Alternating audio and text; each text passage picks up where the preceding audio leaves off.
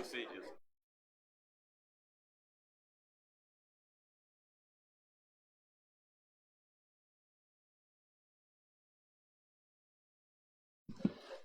Bom dia.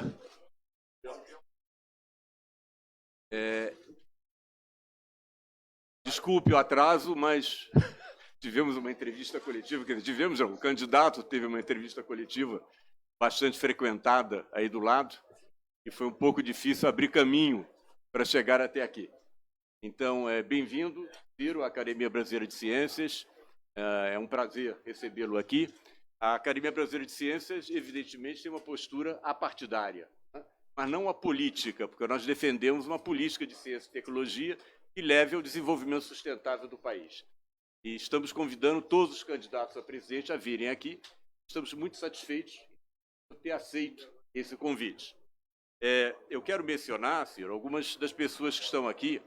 Essa reunião se dá em meio a um simpósio que nós estamos realizando sobre grandes projetos da ciência brasileira e de colaboração internacional.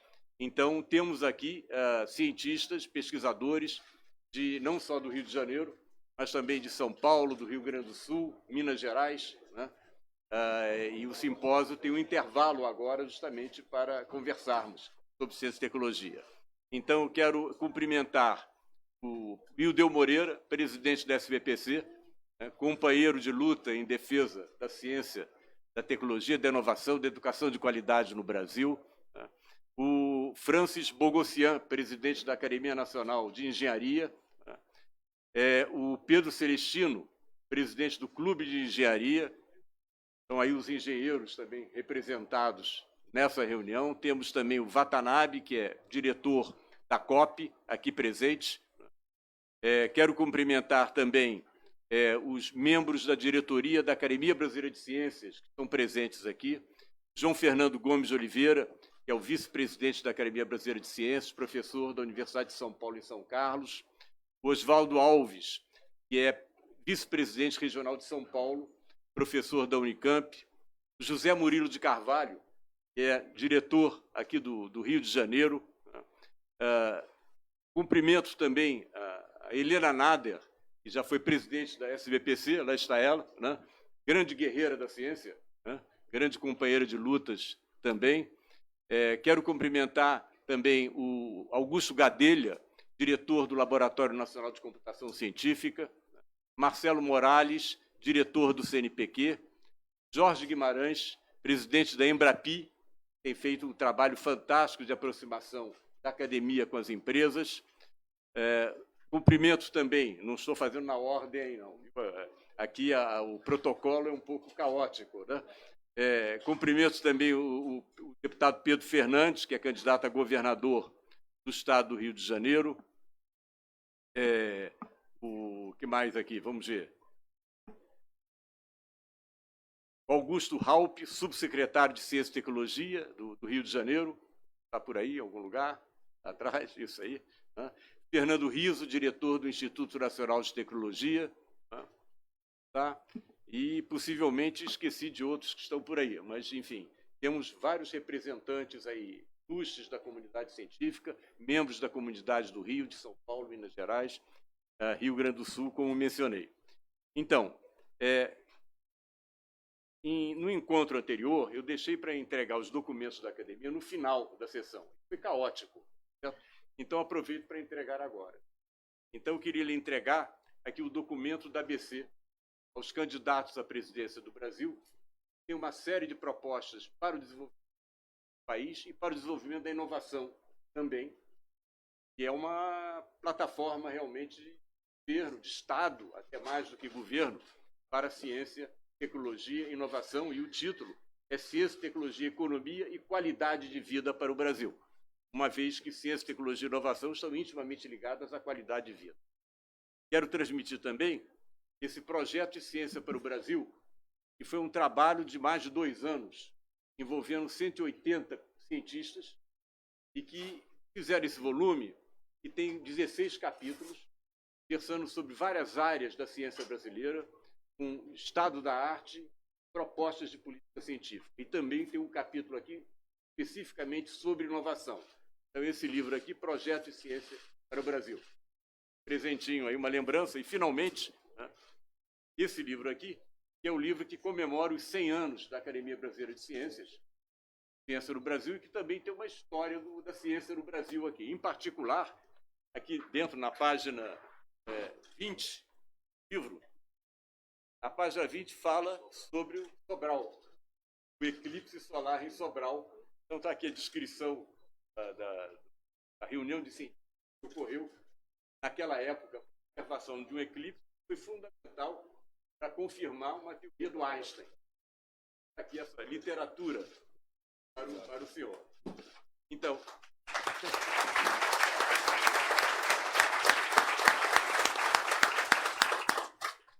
eu queria, logo de início, fazer uma breve introdução, 5 minutinhos, tá bom? 5 a 10 minutinhos, sobre a questão da ciência, da inovação no Brasil. Quero começar com uma questão emblemática e muito recente. Há pouquíssimos anos atrás, as pessoas diziam que o pré-sal seria uma aventura, ia dar certo, caro demais. Agora, o pré-sal é responsável por mais de 50% do petróleo produzido no Brasil. Não foi sorte, não foi mágica, foi ciência. Ciência que envolveu laboratórios espalhados pelo Brasil inteiro, colaborando com a Petrobras, né, e que levaram a essa grande produção de petróleo de melhor qualidade, até o petróleo do pré-sal. Temos muitos outros exemplos. A segurança alimentar é outro exemplo da ciência brasileira. A produtividade da agricultura é um grande exemplo da ciência brasileira. A produtividade da soja foi aumentada, multiplicada por pelo menos 4 vezes. Em alguns estados, algumas regiões do país, chega até 8 vezes o aumento de produtividade. Ciência brasileira. Embraer, ciência brasileira. Separação de isótopos de urânio, lá no Centro Tecnológico da Marinha, ciência brasileira. Empresas com base tecnológica, com protagonismo internacional, temos várias aqui no Brasil, ciência brasileira. Então, a ciência brasileira já deu demonstrações que servem à sociedade brasileira. Na área de saúde, essas demonstrações são evidentes, né? Tivemos a epidemia recente da Zika, onde a ciência brasileira brilhou intensamente, né? Não só através de publicações importantes das melhores revistas internacionais, mas também mostrando à sociedade que esses cientistas estão aí para enfrentar os problemas que afetam a sociedade brasileira. Então, em várias áreas, a ciência brasileira demonstrou, né, que consegue atender às exigências, às necessidades da sociedade brasileira. Temos vários desafios pela frente. De fato, esses projetos, esses programas apontam para esses desafios. O Brasil tem grande desafio em novas tecnologias. É um lugar ideal para desenvolver uma biotecnologia baseada na biodiversidade brasileira. Nós temos 20% da biodiversidade mundial, né? Uma biotecnologia baseada nessa biodiversidade vai ajudar a fazer medicamentos para a população, vai ajudar a democratizar tratamentos de saúde que custam caríssimo hoje em dia, que nós podemos baratear com ciência brasileira. Temos a questão das energias alternativas, que também depende da ciência para serem realizadas. A inteligência artificial, que vai mudar o panorama mundial. O Brasil não pode ficar atrás disso. Temos, no entanto, problemas. De 2011 a 2017, o Brasil desceu 22 casas no Índice Global de Inovação, de 47º lugar a 69º lugar. Então, temos um problema na área de inovação. Basta ver que, se nós olharmos o percentual de pesquisa e desenvolvimento no Brasil, o percentual do governo é entre 50% e 60%. O percentual das empresas é o resto. Na Coreia do Sul, o percentual de investimento de empresas é 3/4 do investimento total. Então, na área de inovação, nós temos uma questão que precisa ser enfrentada, e esse documento menciona pontos importantes para enfrentar esse problema. Criar-se um ambiente de inovação no Brasil que está faltando, né? Isso não tem jeito, tem que ter liderança do governo. Em outros países tem sido assim, né? Quando houve uma verdadeira reviravolta nos Estados Unidos, na época em que o Sputnik foi lançado pela Rússia, pela União Soviética, né, foi um discurso do Kennedy que mudou a situação. Ele disse: em menos de uma década vamos botar um homem na Lua, e colocar em 9 anos. Mudaram o ensino básico, mudaram a educação básica, mudaram o perfil industrial e colocaram um homem na Lua. Então, nós estamos precisando, no Brasil, dessa ação de governo, uma ação firme, liderando no sentido de colocar a sociedade brasileira nos trilhos da educação de qualidade para todos, né? Na ciência e tecnologia, da inovação tecnológica, da inovação social. Então, tudo isso é muito importante. Claro que as empresas devem participar, mas a liderança tem que vir do governo. Por isso mesmo é que estamos convidando os candidatos a presidente para colocar a ciência e tecnologia na pauta. Houve uma pesquisa recente que mostrou que os problemas prioritários para os cidadãos brasileiros eram saúde e educação. Duas áreas que estão estreitamente ligadas à ciência e tecnologia. Eles não falam diretamente em ciência e tecnologia, mas falam indiretamente em ciência e tecnologia. Então, o Brasil tem atualmente cerca de 700 pesquisadores por milhão de habitantes. Países da OCDE têm 3.500 pesquisadores por milhão de habitantes, alguns têm 7.000, 8.000 pesquisadores. Então, a Argentina tem 50% a mais que nós. Olha, se isso fosse jogo de futebol, dava briga, né? Então, temos 700. Por que temos 700? Não é só a questão do ambiente de inovação. O ponto central aí é a educação básica. Nós estamos desperdiçando milhões de cérebros nesse país. É um país desigual e a educação básica não está ajudando. Ao invés de eliminar a diferença entre estudantes que vêm do lar em que nasceram, ela reforça. Os estudantes das comunidades têm educação pior que os estudantes da classe média, das classes mais abastadas. Então, são questões importantes que a Academia Brasileira de Ciências vem levantando já há muito tempo. São várias publicações nossas mencionando essas questões e que têm que ser atacadas. Não podemos esperar mais, né? Outros países estão levantando voo e nós estamos patinando. Essa é que é a verdade. Recentemente, anos, temos cortes orçamentários que atacaram violentamente a ciência e a inovação no Brasil. O senhor mesmo mencionou na entrevista coletiva, né, que o Brasil tem agora o menor orçamento de ciência e tecnologia dos últimos 16 anos. Comparando com o orçamento de 2010, corrigido pela inflação, o orçamento desse ano é cerca, para ciência e tecnologia, tirando a parte de comunicação que foi agregada ao Ministério, é cerca de 1/3, um pouco mais de 1/3 do orçamento de 2010. Essa é a razão da crise. É por isso que jovens pesquisadores estão deixando o país. É por isso que laboratórios estão fechando. É por isso que existe desesperança na comunidade científica brasileira. Nós temos que reagir. Nós temos que reagir. Então, o teto de gastos parte da premissa de que, para reduzir a dívida em relação ao PIB, é preciso cortar gastos. Esquece-se que uma maneira de reduzir essa relação é aumentando o PIB. E quem aumenta o PIB é ciência e tecnologia. Certo? Então, eu não sei, eu acho, até outro dia eu brinquei, eu acho que devia ser obrigatório que os nossos economistas tivessem cursos sobre importância da ciência e tecnologia no desenvolvimento nacional. Parece que perderam esse curso na sua graduação, na sua pós-graduação. Importantíssimo isso aí, né? Enquanto eles dizem que em época de crise é preciso cortar gastos e todos têm que se sacrificar, né?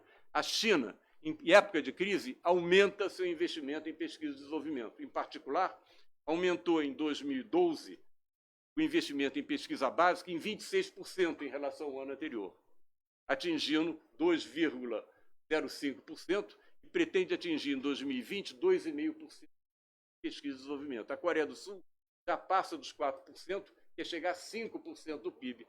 Os Estados Unidos deram um belo exemplo até para o nosso Congresso Nacional. Trump enviou para o Congresso norte-americano uma proposta orçamentária com cortes severos na parte de ciência e tecnologia. O que fez o Congresso? Numa ação bipartidária, anulou os cortes e, além disso, agregou ao orçamento 20 bilhões de dólares. Uma resposta bipartidária e o Trump, humildemente, teve que assinar, né? Porque eram os dois maiores partidos apoiando essa reviravolta no orçamento. Então, essa questão é fundamental para a ciência brasileira. A Academia Brasileira de Ciência, a SBPC, tem lutado muito em relação a isso. As sociedades científicas, em geral, estão juntas nisso. Nós temos uma frente aí com o Conselho de Secretarias Estaduais de Ciência e Tecnologia, com a Andifes, com o Conselho de Fundações de Amparo à Pesquisa, com o Conselho de Secretarias Municipais de Ciência e Tecnologia, uma frente em defesa da ciência e tecnologia. E fazemos isso, candidato, terminando, porque acreditamos que no mundo contemporâneo o poder do conhecimento é muito maior que o poder das armas. Muito obrigado por sua presença.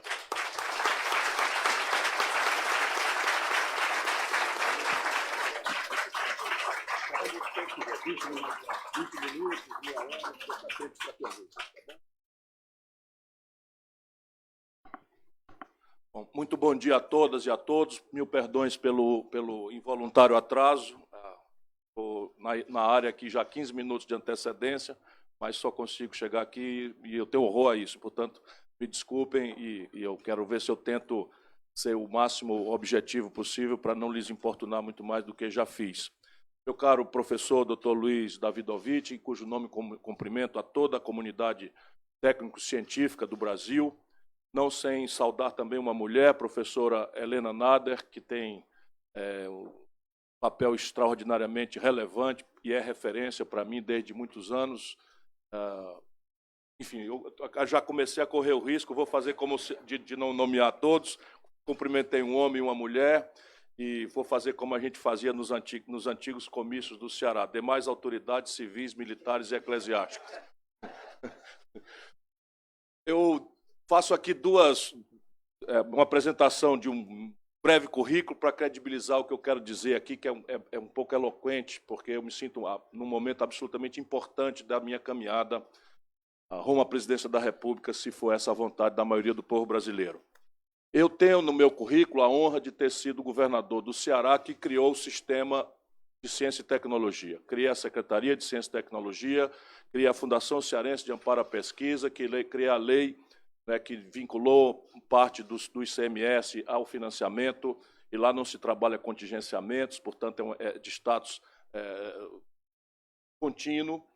Participei e mediei pessoalmente, porque me interessa muito isso, a discussão entre a divisão desse fundo entre pesquisa básica e pesquisa aplicada. Tenho muitos vivas os argumentos de lado a lado. E, como eu compreendo que a ciência e a tecnologia é um desdobramento sine qua non da educação, eu também apresento alguns dados. Saiu muito recentemente o dado da avaliação do ensino fundamental do Brasil, e o Ceará, que tinha 77 das 100 melhores escolas fundamentais do país, agora tem 82 das 100 melhores escolas fundamentais do Brasil. É muito lisonjeiro, em homenagem aos professores, à comunidade que trabalha nisso, aos pais de alunos, aos estudantes, que são, afinal de contas, aqueles que têm sido avaliados e têm nos dado esse orgulho. É muito lisonjeiro para nós imaginar que só restam 18 das melhores escolas para o resto do Brasil inteiro, né? E o melhor IDEB do país é onde nós começamos esse trabalho, é a minha cidade, Sobral, que é onde se desenhou ali, onde se observou o eclipse. Por uma fatalidade, nublou na mesma latitude na África, mas nós temos um orgulho muito grande disso, temos monumentos, temos uma série de memórias disso. Então, isto dito, que é a autorreferência de candidato precisando de voto, vamos conversar um pouco sobre a questão programática. Deixem, por favor, que eu lhes fale sobre o Brasil em geral, porque de ciência e tecnologia muito mais entendem vossas mercês do que eu. Não que eu deixarei de refletir isso especificamente, mas eu tenho pedido aos auditórios que a gente procure compreender de forma holista a grave e complexa questão brasileira, sem o que as nossas agendas ou identitárias por um lado, ou fragmentárias, ainda que nobilíssimas por outro, não terão guarita, não terão desdobramento, não terão praticabilidade. Eu quero também, ainda saudando as autoridades civis, militares e eclesiásticas, cumprimentar o jovem Pedro Fernandes, que é o nosso candidato a governador do PDT, foi secretário de Ciência e Tecnologia do Rio de Janeiro, e é uma alternativa que nós estamos querendo oferecer ao povo do Rio de Janeiro, diante de tudo que tem acontecido. Pois bem, eu dizia que o Brasil precisa conhecer de forma complexa o quadro nacional. Eu posso falar em pé? Eu acho que esse microfone não alcança. Cacoete de professor. É ali?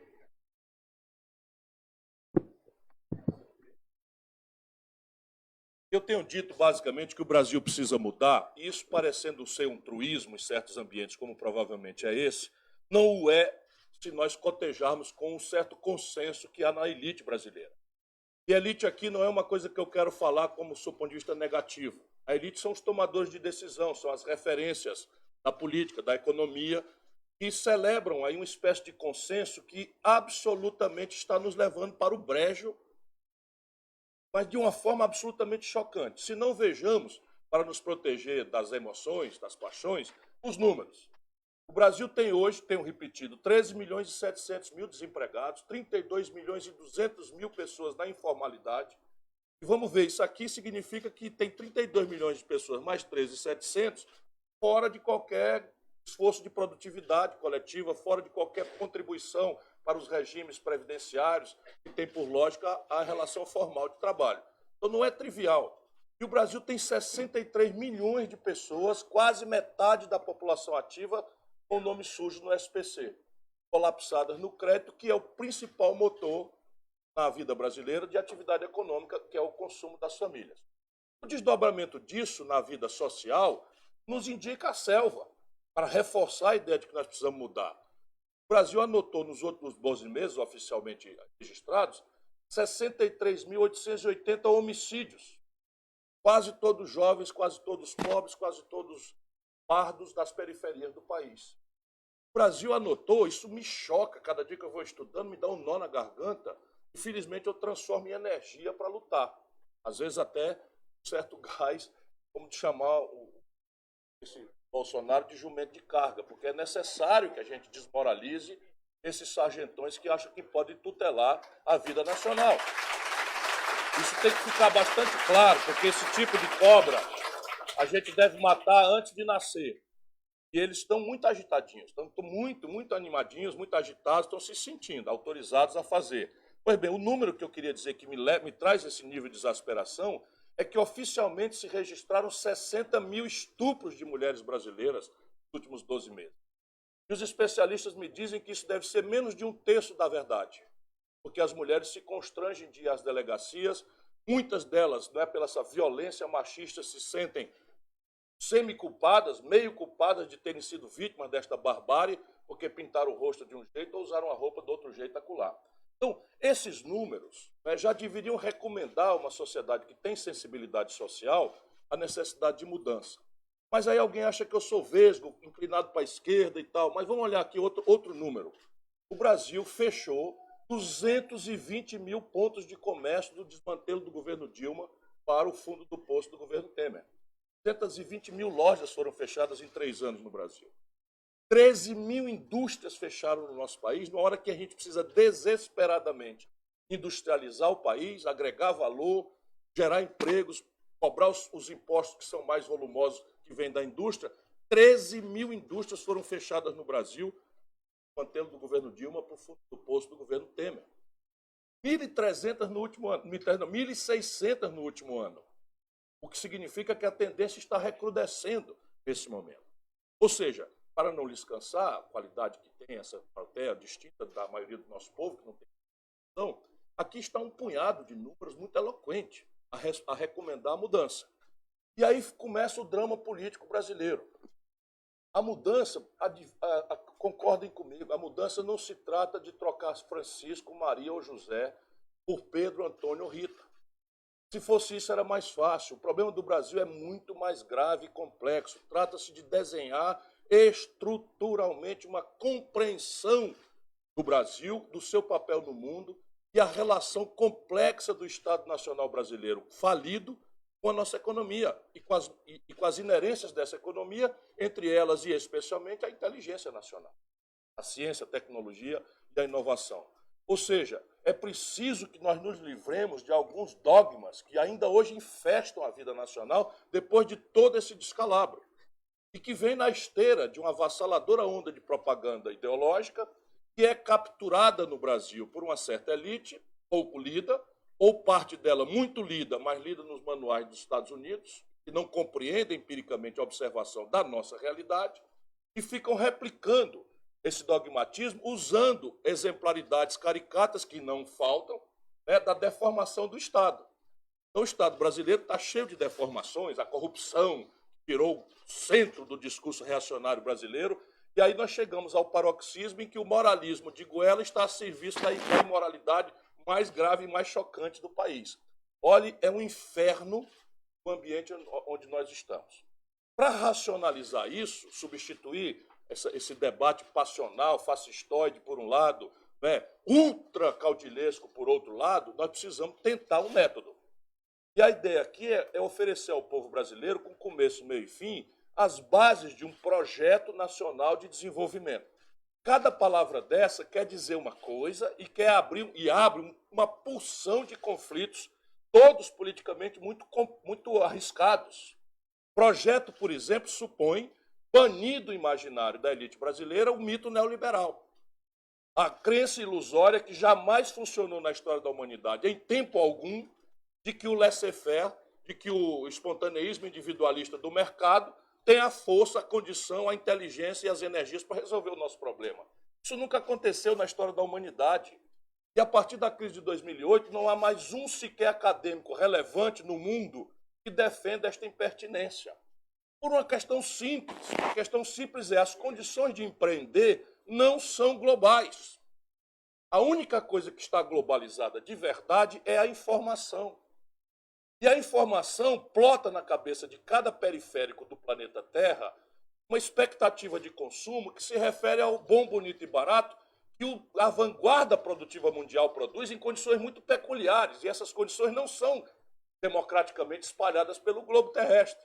A condição de financiamento. O Brasil, nós não temos nem a palavra em português para nomear venture capital, né? Que é o dinheiro que se associa a uma inovação de alta potencialidade, mas de alto risco, porque não tem precedente, sem garantias, porque o inovador normalmente é um jovem pesquisador, não tem patrimônio, que está começando. Ou seja, aqui não nasceria nem o Facebook, nem o Google, nem a Apple, nem a Microsoft, nenhuma dessas startups que explodiram no mundo, porque estou falando do perfil do capital. Falar do custo já é quase vulgar.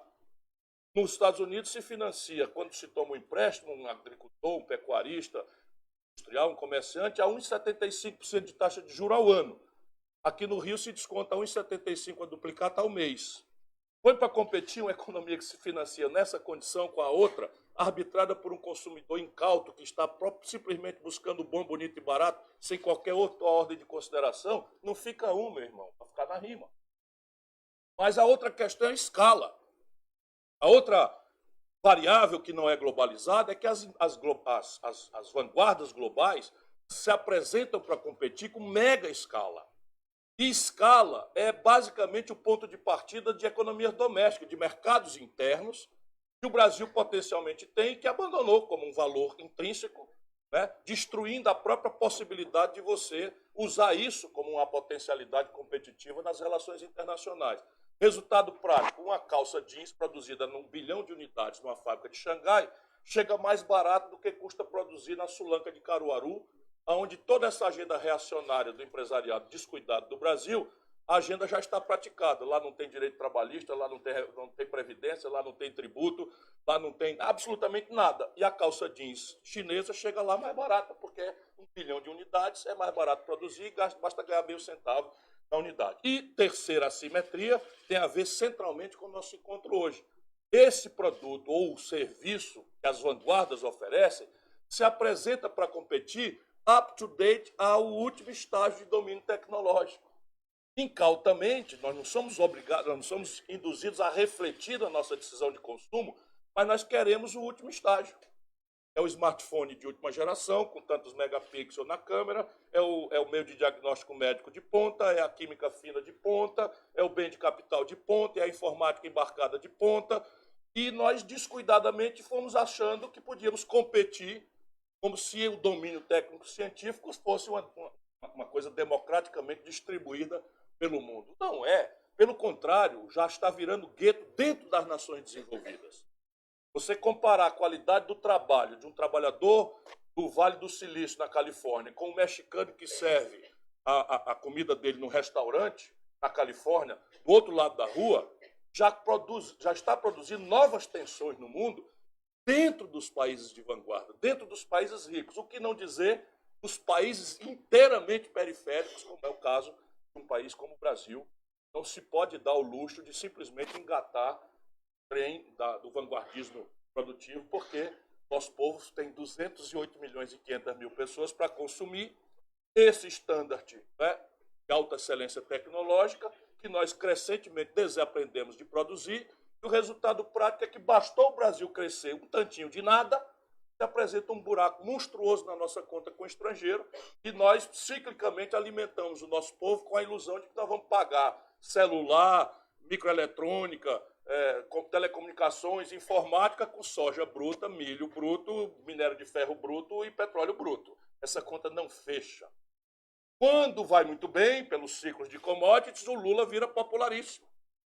Por quê? Porque estavam vendendo $190 uma tonelada de minério de ferro, estavam vendendo a $110 o barril de petróleo, e o mesmo partido, a mesma turma, eu junto inclusive, sempre criticando e preocupado com a falta de visão estratégica, assistimos o oposto. Quando a Dilma cai, que era $190 a tonelada de minério de ferro, estava em 38. O que era $110 o barril de petróleo com o Lula virou 30 com ela. E ao invés da gente fazer a pedagogia disso, resolvemos ir para a marketagem e cooptar o quinto nível do baronato neoliberal, trazendo o Levi para resolver a equação estratégica do Brasil. Isto é, em rapidíssimas pinceladas, drama brasileiro. Isso nos traz ao tempo presente. No tempo presente, esse projeto, por nacional, pelas razões que eu expus, ele tem que ter um objetivo de fundo estratégico, e ele tem que ter a dialética da partida, ser o que será uma mitologia, será um devaneio, um sonho descolado da realidade. Eu andei estudando, nesse período que eu me retirei da política brasileira para a experiência acadêmica, eu me fazia uma pergunta: será que existe uma premissa civilizatória? Será que existe um elemento objetivo que a gente possa identificar por detrás da variância institucional, das línguas, das histórias peculiares das nações? Será que existe uma premissa que explique que civilizações se desenvolveram, por que civilizações outras não se desenvolveram ou estão desenvolvendo retardatárias? E eu tenho para mim para discutir que sim, que há uma premissa. Por detrás das línguas, das nacionalidades que são intransplantáveis, me parece que as nações que sustentam o desenvolvimento historicamente ou na contemporaneidade do mundo têm três elementos em comum. Primeiro, um alto nível de formação bruta de capital doméstico, ou seja, o capital que sustenta desenvolvimento e êxito civilizatório é aquele que se encontra em casa e já colide com a premissa dessa ortodoxia que está aí. Nós deveríamos ser um bom moço internacional, arrochar, cortar, destruir, provocar excedente, porque seremos salvos, né, da nossa incapacidade de gerar nossa própria energia motriz de desenvolvimento pelo capital dos outros. Formação lamentável e doída. Nunca aconteceu na história do planeta Terra esta agenda Alckmin, que fala todo dia, Meirelles, Amoedo, essa turma que acredita piamente nessa mitologia, porque nunca estudaram e tem uma certa propensão ao colonialismo cultural, né? Então, basicamente, não há esse precedente. O que sustenta desenvolvimento é o nível de formação bruta de capital. Isso é uma digressão que não cabe tanto aqui, mas vale dizer, confrontando a percepção neoliberal, que o nível de formação bruta, ou seja, a construção da poupança de uma nação, não é consequência fatalista do acaso. É consequência de arranjos institucionais que a política faz ou deixa de fazer.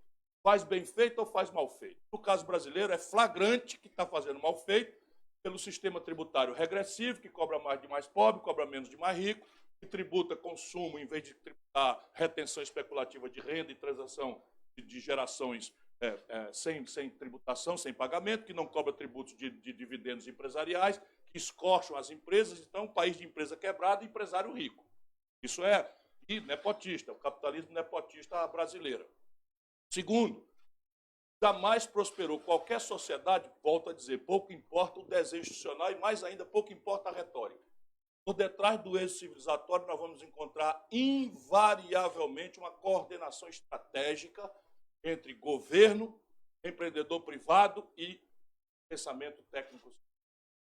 Isso pode ser ao modo chinês, planos penais, planos decenais, planos meio século, com objetivos estratégicos, pouco importa as oscilações de mercado. A China está crescendo um Brasil siderúrgico por ano, não é porque tem demanda de aço. A China está crescendo porque estabeleceu para si que em 30 anos será dominadora do mercado de aços planos do planeta Terra. Informação: o Brasil exporta quase todo o minério de ferro que a China usa e a China já perfura 25% do mercado de aços planos do Brasil. Minério passeia, agrega valor. Sabe o que a China está fazendo agora? Viu que 20% das usinas de açúcar e álcool do Brasil fecharam, esse descalabro que aconteceu há anos, e a China está oferecendo comprar cana in natura no Brasil. Está oferecendo comprar cana in natura com preço artificialmente fora do mercado para simplesmente processar biocombustível. O Brasil já é importador líquido de etanol, meus compatriotas. Nosso país, este ano, já é importador líquido de etanol. Veja para onde estão levando a nossa terra, né? Esses canalhas, perdoem, estão nos governando pela usurpação de poder que fizeram e ante a certa catatonia do pensamento esquerdista, progressista, que paralisou-se na defesa, né, dos traumas que têm acontecido, que não são sociais, com o principal líder popular do país, que é o Lula. Portanto, a coordenação estratégica aqui pode ser ao modo americano, como o professor Luiz já nos lembrou aqui. Os americanos fazem uma retórica liberal, mas quando você vai olhar a pesquisa básica, toda a extensão do domínio tecnológico vem a pretexto de encomendas governamentais de defesa, corrida aeroespacial, de saúde. Agora o exército americano está nos últimos passos de desenvolver a vacina para dengue. A nossa Fiocruz aqui fez as cepas, daqui a pouco nós vamos importar a vacina dos Estados Unidos e pagar royalties pela réplica delas aqui. Como se sabe, os americanos não têm dengue epidêmica lá. É mais constante ainda um país como o nosso. E, por fim, o elemento, de novo, que explica o êxito civilizatório é investimento em gente. Não há como se pensar em desenvolvimento com 21% de vaga para garotos de 18 a 25 anos na universidade. Isso é absoluta bobagem. Não há como se pensar em ciência e tecnologia, em desenvolvimento sustentável e êxito civilizatório com evasão de 60% nas 3 séries do ensino médio. Isso não há chance nenhuma. Não há como um país ter produtividade com 700 mil casos de malária na Amazônia. Não há como se ter produtividade com 600 mil casos de dengue, com a volta do sarampo, com a volta da poliomielite, com a volta da recrudescência da mortalidade infantil. Não dá para pensar em desenvolvimento com escolarização média de 9 anos. Isso se explica, por exemplo, os ingleses têm as primeiras universidades ao século XIII. Ou pode ser o experimento coreano. Fez uma revolução, não tem 40 anos no seu aparato educacional, enfatizando a matemática, fazendo a jornada diária na escola ser integral e estabelecendo a premissa da matemática para as engenharias e as inovações. Isso não quer dizer que o Brasil precise imitar necessariamente a pressa com que os coreanos focaram na matemática e nas engenharias. Temos aí todo um processo de humanidade também por qualificar, porque é aqui, nesse outro universo, que se ensina a alteridade. O Brasil desaprendeu a alteridade, mas agora estamos cada um de nós empurrados para o gueto individualista, a nossa juventude, máximo de confraternidade, o Facebook, a internet no meio do caminho. As pessoas estão com medo de estar na rua, e o egoísmo consumista é um problema da humanidade que replica de forma chocante. Isso é o pano de fundo do projeto que eu advogo, e eu não quero descansar muito mais do que cansarei por mais 5. A partida, dialeticamente, não é tão gravemente difícil de alcançar quanto parece. Tecnicamente, e é preciso estabelecer isso, tecnicamente o Brasil tem saída. Tem saída compreensível com relativa facilidade. A gente pode usar aqui 2 tipos de olhares, nesse momento de desânimo, de pessimismo, de descrença que a conjuntura nos impõe. É esmagador o desânimo, o desânimo que acontece nas maiorias populares. Quem está saindo do desânimo está indo para uma revolta sem causa, que explica essa exploração proto-fascista que nós estamos assistindo. É preciso ocupar esse sentimento aí com a ideia, porque revolta sem causa só dá em ódio. Nós vamos dar causa a essa revolta, dar razões para a crença para as pessoas saírem do desânimo dialeticamente. Então, o exemplo do Brasil.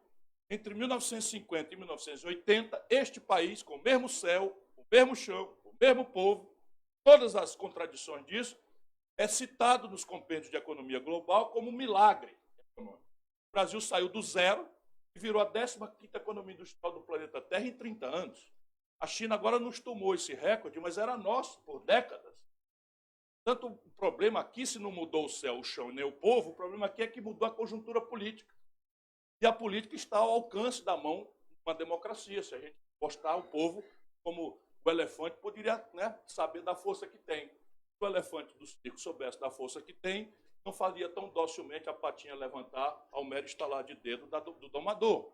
Bastava ele ter a consciência. Nós precisamos ensinar a força do elefante ao nosso povo, o exemplo brasileiro. Ou o exemplo contemporâneo. Como é que a China, como é que a Coreia do Sul estão hoje se desenvolvendo? Ora, a China, em 80, tinha um produto industrial que era 1/10 do brasileiro. Desculpa um pouquinho, olha aqui. Em 1980, 80 é ontem, a China tinha um produto industrial que era 1/10 da produção industrial do Brasil. Hoje a China tem 16 vezes a produção industrial do Brasil. Diante das mesmas oportunidades, riscos e constrangimentos da questão internacional, sem as vantagens comparativas que nós temos. Em matéria de solo, de terra agricultável, de minério, de petróleo, de tudo, enquanto eles importam quase tudo. Eles precisam do Brasil para comer. E nós estamos aqui batendo cabeça. Portanto, eu creio nisso. Mas a transição começa, e eu termino, com a compreensão de 4 motores que estão em... Primeiro, o consumo das famílias, já mencionei.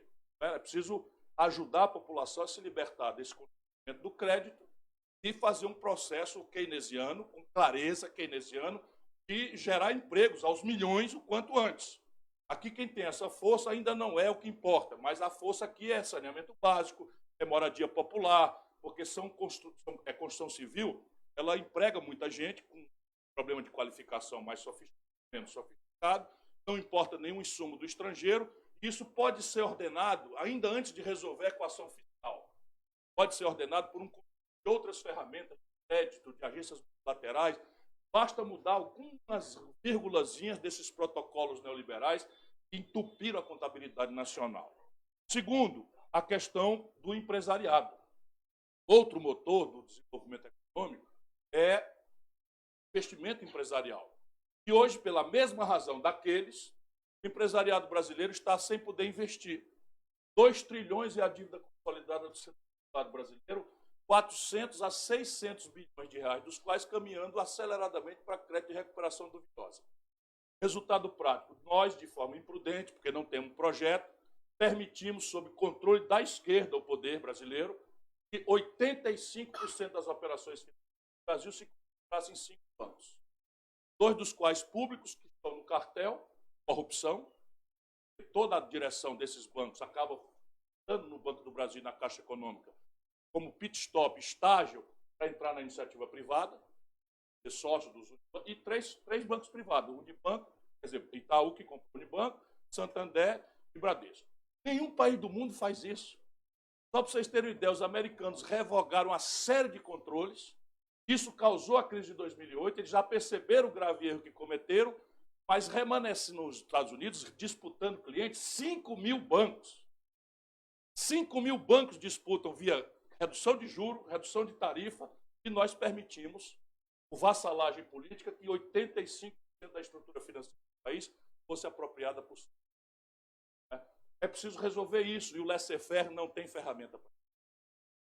Ou nós entramos nisso, realizar o sistema financeiro, dar um novo papel relevante ao Banco do Brasil, à Caixa Econômica, reforçar o BNDES, na contramão do que eles estão fazendo. Estão tudo. 6 dos 13 candidatos propõem a privatização do Banco do Brasil e da Caixa Econômica, ou seja, concentrar mais ainda, porque é isso que eles... Depois tem a questão do setor público, o terceiro motor. É preciso que a gente coloque com clareza, sem o que o Brasil não vira o jogo, a questão do financiamento do Estado.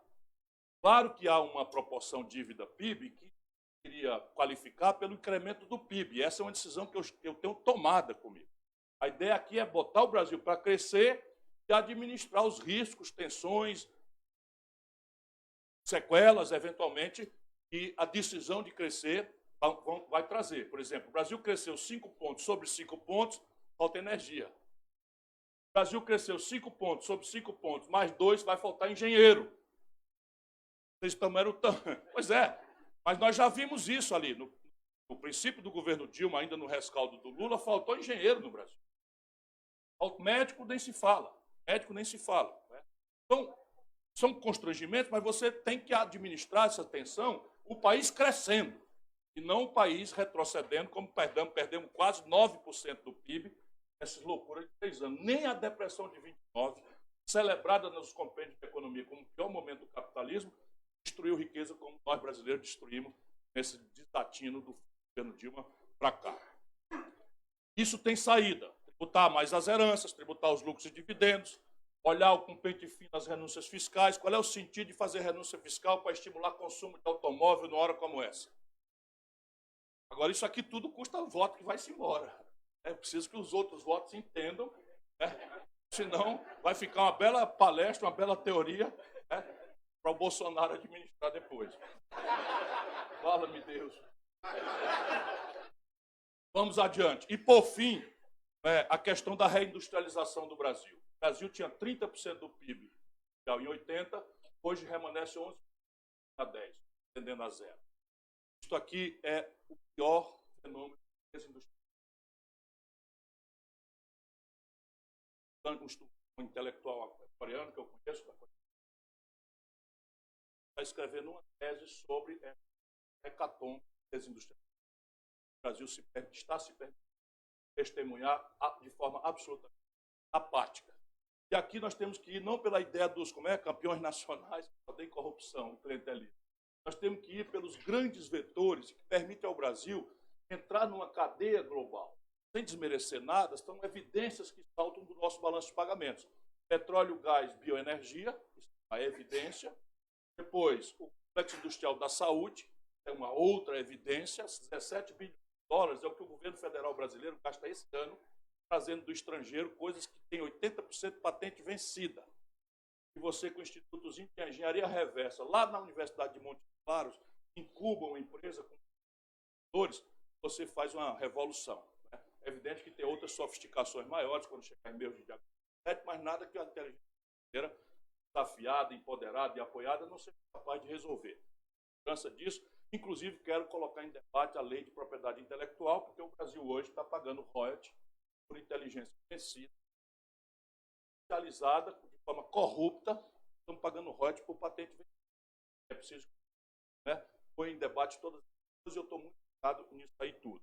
Complexo industrial do agronegócio, todos os fertilizantes, meus compatriotas, todos os defensivos agrícolas, 80% do valor embarcado de um implemento agrícola nos Estados do Estado. Não faz nenhum sentido. Nós temos aí uma estrutura com a inteligência, uma nova linha para o mundo de defensivos biológicos, de defensivos orgânicos, que tem. Eu conheço bem a Embrapa e muitas experiências, e eu sei que o Brasil desafiado, a Fiocruz, por exemplo, está fazendo uma nova geração de fármacos lá no Ceará, nós levamos é uma nova linha de fármacos de base biológica, que é uma coisa absolutamente extraordinária. O Brasil está pronto para fazer isso e o dinheiro vir na conversa. Nós já estamos gastando essa associação aqui, uma convergência estratégica. E, por fim, o complexo industrial da defesa. No mundo inteiro, como isto é uma despesa que há de ser executada pela iminência, nós não estamos numa epidemia, nem temos na iminência de guerra, mas é preciso ter forças armadas com a capacidade dissuasória para afirmar um projeto nacional, senão não há. Você não tem um modelo de defesa, não há como ter projeto nacional, assim como projeto nacional sem uma política exterior que projete os valores confortáveis a esse projeto nacional, que tem a ver com uma relação de preferências industriais, transferências tecnológicas sensíveis ou regimes de financiamento rebeldes às interdições de Bretton Woods, que estão acabando de liquidar nossos irmãos argentinos de novo. Então, o Brasil tem aí, na questão da defesa, 20 bilhões de reais de gasto por ano. Chegaram a ganhar os chineses uma concorrência para entregar os uniformes do Exército Brasileiro há 3 anos atrás. Isso foi anulado, mas veja o vexame. Por questão de escala e financiamento, os chineses ganharam a concorrência para fornecer os uniformes do Exército Brasileiro. Agora vejam foguete, né? O GPS que guia os caças e as naus brasileiros, o GPS americano. É brincadeira. Vocês estão, vamos lá, vamos para a guerra, vamos proteger o petróleo. Então, o camarada dá uma desreguladinha de 1 grau no GPS, o cara sai de Niterói para Manaus e chega em Angola. E o mundo inteiro já está se esforçando para usar esse aparato da compra governamental a pretexto de defesa, e nós brasileiros, ainda que sem projeto, via Força Aérea, encomendamos o KC-390 e desenvolvemos e saiu uma joia. e fizemos um acordo absolutamente original na história do capitalismo mundial. Os suecos nos passaram o pacote completo, propulsão, microeletrônica, o pacote completo, com diversos usos civis potenciais extraordinários no projeto do Gripen. O que é que os canários estão fazendo? Estão entregando a Embraer para a Boeing, para destruir, para fechar. Isso é concretude, isso é o que está em debate. Perdão, porque me apaixonei pelo auditório, mas ciência e tecnologia é hoje o outro nome de independência. É nesse plano que eu compreendo a questão da tecnologia.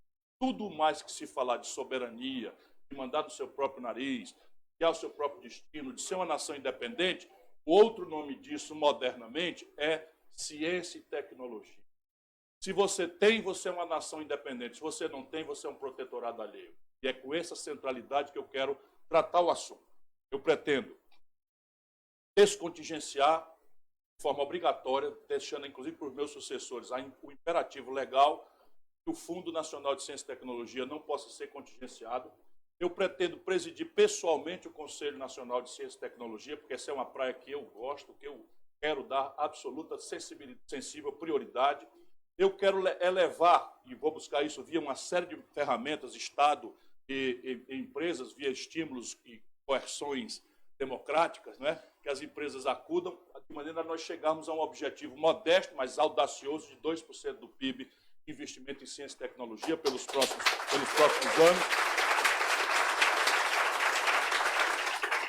E eu vou agora perder uns votinhos, depois das palmas, eu vou estressar a comunidade técnico-científica para me explicar e superar a contradição de sermos o 13º país do mundo em publicação de papers de ciência e sermos o 76º país do mundo em produção de inovação. Isto não é mais razoável, é preciso que a gente,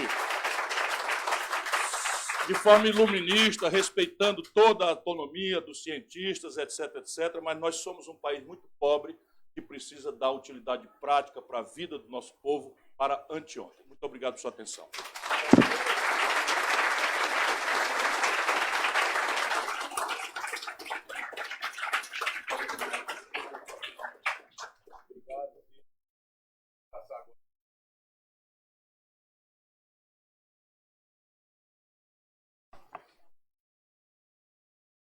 Muito bom.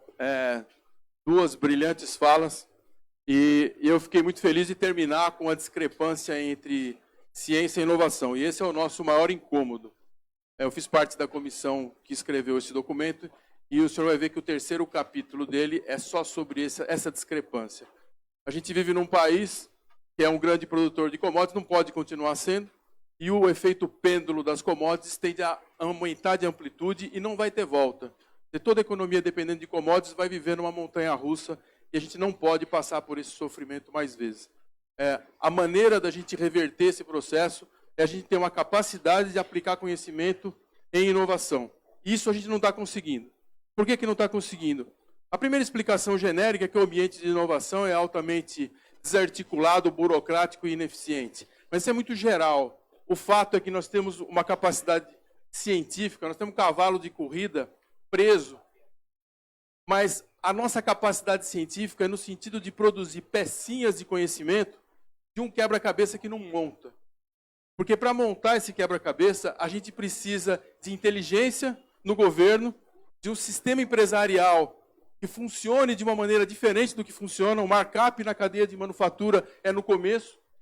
Como tem 5 bancos, tem também provavelmente 5 empresas que produzem aço, matéria-prima, e esse é o maior preço. E cada vez que você agrega valor, você diminui o markup. E no final, o teu produto compete com o chinês. Então, instrumento musical, uma chapa de latão, custa mais caro do que um saxofone feito na China, hoje. Então, como é que se consegue isso? Protegendo a indústria do aço ou aportando mais conhecimento na indústria e abrindo o mercado para a indústria do aço. Então, o que a gente precisa entender é como, ao invés de fazer pecinhas do quebra-cabeça, é começar a montar o quebra-cabeça. E para montar o quebra-cabeça, a gente precisa da inteligência do governo, a gente precisa do projeto Homem na Lua do Brasil, que é a energia renovável, colocando essa comunidade pronta para acelerar em projetos muito mais articulados com missão objetiva. Uma outra grandeza que a gente precisa valorizar, e esse é um ponto, né? Parece que o problema de inovação no Brasil, ele parte do princípio de descoordenação e despriorização da aplicação do conhecimento. Então, é tudo descoordenado e não há prioridade para isso. Então, a gente tem instituições que foram criadas duramente, e nós somos também apartidários, uma delas é a Embrapa, que o presidente está aqui, que pega os recursos de necessidades de empresas e põe instituições de pesquisa para planejar o seu futuro de forma a produzir impacto num setor. E, para isso, ela recebe 1/3 de todos os seus custos e o resto ela tem que conseguir em empresa. Esse sistema disparou. Hoje ele perdeu a prioridade.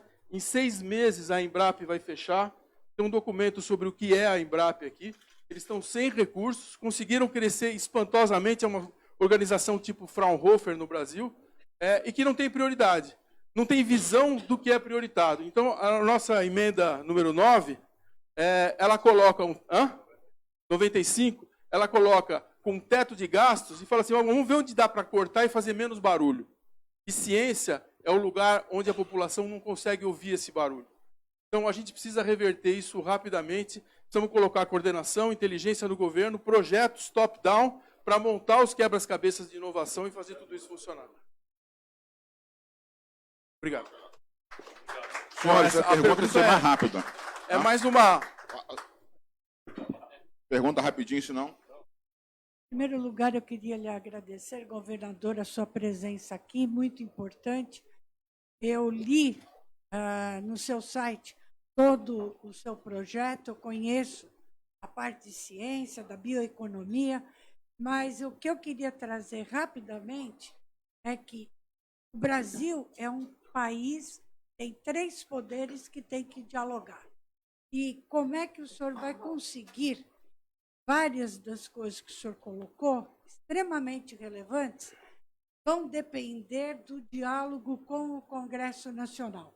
Como que isso poderá ser feito? É claro que não podemos prever quem vai ser o novo Congresso, mas indo à tradição extremamente conservadora. Essa é uma das questões que o Brasil precisa centralizar no debate. Uma é o rumo, a ideia. O outro é como operar na realidade brasileira esse rumo. E uma coisa tem muito a ver com a outra. O presidencialismo à brasileira traz orgânico a ele uma lógica de impasse. Nós não temos que nos assustar com isso. Pelo contrário, nós precisamos entender que isso é orgânico para tratar isso como uma variável da realidade irremovível. Qual é a lógica intrínseca de impasse? É que o órgão que tem o monopólio do desenho institucional, o Congresso, não tem nenhuma responsabilidade com a sustentabilidade desse molde. Enquanto isso, o órgão que é encarregado com a saúde da economia e a regularidade dos serviços não tem centralidade no molde institucional. Isso é uma coisa simples de entender e temos que colocar na nossa imagem, na nossa cabeça, para não parecer que é a habilidade ou inabilidade de alguém que está ali e tal. Isto posto, eu tenho me dado a trabalhar com a minha experiência. Eu fui deputado estadual de oposição, deputado estadual líder de governo, deputado federal mais votado do Brasil, prefeito, lidei com vereador, governador, lidei com deputado estadual, ministro, 2 vezes lidei com Congresso. E não me assusta isso. Eu compreendo que é um desafio, mas não me assusta, e vou dizer por quê. Eu acho que nós temos 3 atenuantes e um fusível. Eu vou falar isso na Globo, a menina entendeu fuzil? Não, fusível. Fuzil é o outro. Então, primeiro atenuante para a lógica de impasse. Propor antes. Dar ao processo eleitoral um conteúdo plebiscitário sobre ideias. Por isso que o caudilismo faz muito mal. O Haddad é uma excelente pessoa, dou um testemunho para todos aqui, é uma figura queridíssima minha. Meu amigo, eu estou ficando problema porque meus adversários é quase tudo colega e tal. Você tem que dar pancada com todo jeito e tal, né? E o Haddad é essa figura, mas o Haddad ser, o atributo do Haddad presidente, indicado do Lula, isso vai dar merda, não tem a menor dúvida se acontecer. Porque se der certo, não dá certo, compreende? Pode dar certo eleitoralmente, mas não dá certo porque tem que propor, tem que botar a cara para bater, falar que vai aumentar imposto, descartelizar o banco. E eles vêm para cima e falam de você, falam o seu pavio curto, que você é destemperado, que não sei o que e tal, ou se você é ladrão, então queima. escapa você a ideia. Isso diminui dramaticamente a lógica de impasse. Segundo, do general Dutra até hoje, todos os presidentes brasileiros se elegeram com minoria no Congresso. Todos. E todos tiveram poderes quase imperiais nos 6 primeiros meses a um ano. Portanto, o tempo da reforma são os 6 primeiros meses. E qual é a lógica? O Congresso se constitui num laço com o povo. Essa conjuntura aí é péssima para a gente dar exemplo, mas o Congresso não é essa aberração toda que este aí parece, não. O que tem é um problema de relacionamento. Ele se elege com o povo e essa relação ela vai se dissolvendo com os meses.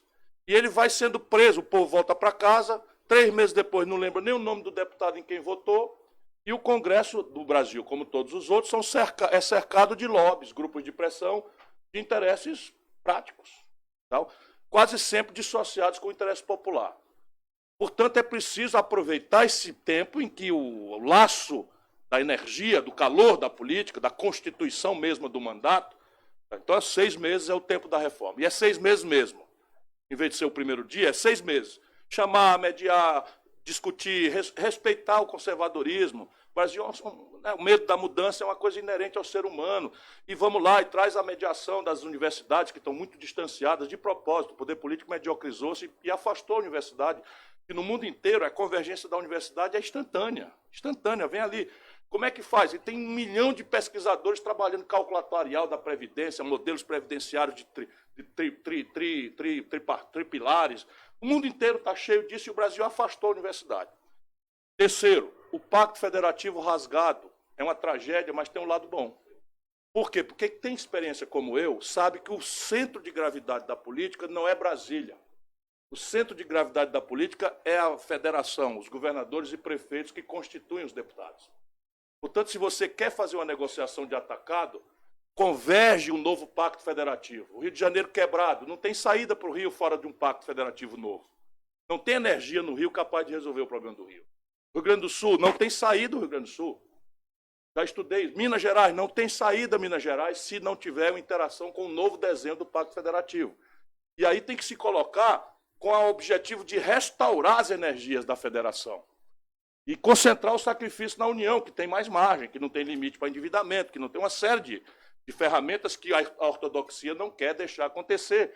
Mas isso tudo energiza a política e restaura o ambiente do país crescer novamente e qualificar serviços públicos. Portanto, trocar no atacado a ideia de cooptar deputado pelo suborno, para o presidente virar testa de ferro. O PSDB fez isso, nunca mais ganhou a eleição nacional. O PT fez isso, o presidente Lula está na cadeia. Evidentemente que esse caminho não funciona. O caminho que funciona é correr o risco de fazer uma negociação de atacado via mediação de estados e municípios, dos governadores. Terceiro, quer dizer, o fusível agora. O fusível é convocar o povo que remanescer de impasse, convocar o povo para votar, diretamente, através de plebiscitos e referendos. Só assim uma sociedade madura enfrenta suas contradições.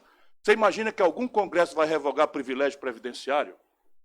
Sabe quem são os privilegiados? Os juízes. Os políticos andam tudo apavorado. Qualquer garoto do Ministério Público agora tutela os prefeitos, representa contra governador, manda prender. Qualquer garoto. Virou baderna, completa a institucionalidade brasileira.